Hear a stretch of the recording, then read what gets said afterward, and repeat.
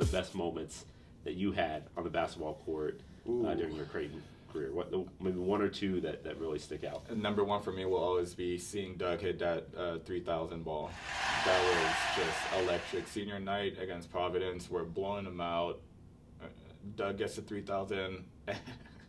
Did he know? Did he go into that game thinking? No, I'm not. You know what? I'm not quite sure what Doug ever went into a game thinking, because all I know is by the second media time, I would look up and he'd already have 21, and I'm just wondering, how did 21 already happen in 8 minutes? Like, that was a routine for him, especially at home. So I'm not quite sure what his thought process was going into it. If you could have Doug up here and ask that question, I would tune in and certainly find out.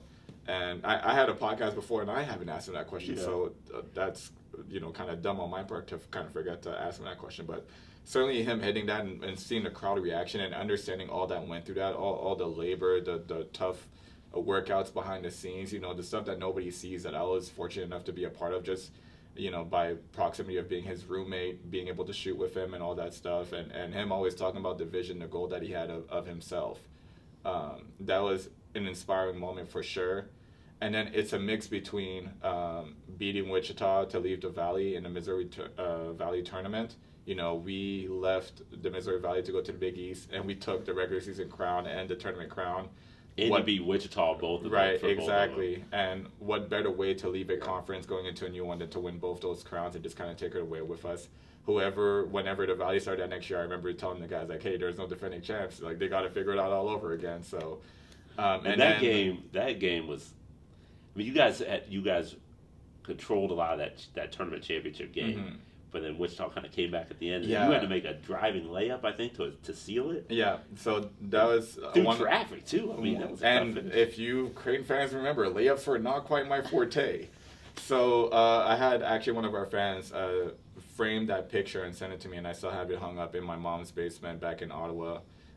Because that moment meant so much to me, and my mom always looks at it and kind of laughs a little bit, because she also understands how big that moment was for me personally. Did the lane just open up? What? I know you were trying to run the clock out. No, well, really the play was for, I think, a Doug Grant high pick and roll, which was killing the whole game. Well, in the second half, I think Doug will be the first to tell you he didn't have the best performance that game, but he's still our go-to player, and that's who we want to run the ball to down the stretch.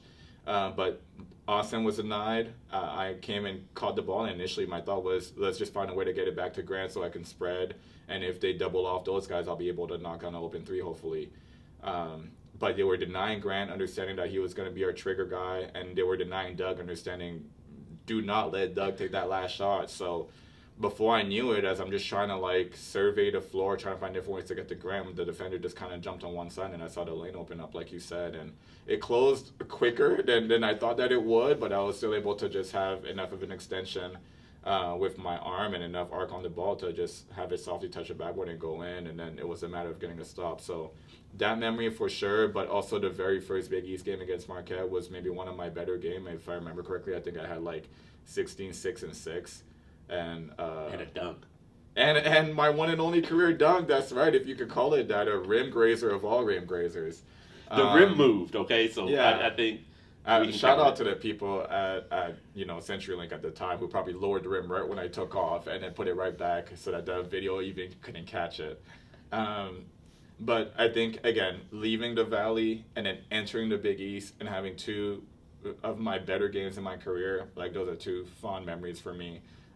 Amongst the thousands of just, road trip, hanging out with the guys, traveling all over the states, competing, taking the losses on the chin, bouncing back the next day in practice, understanding that we have to be better.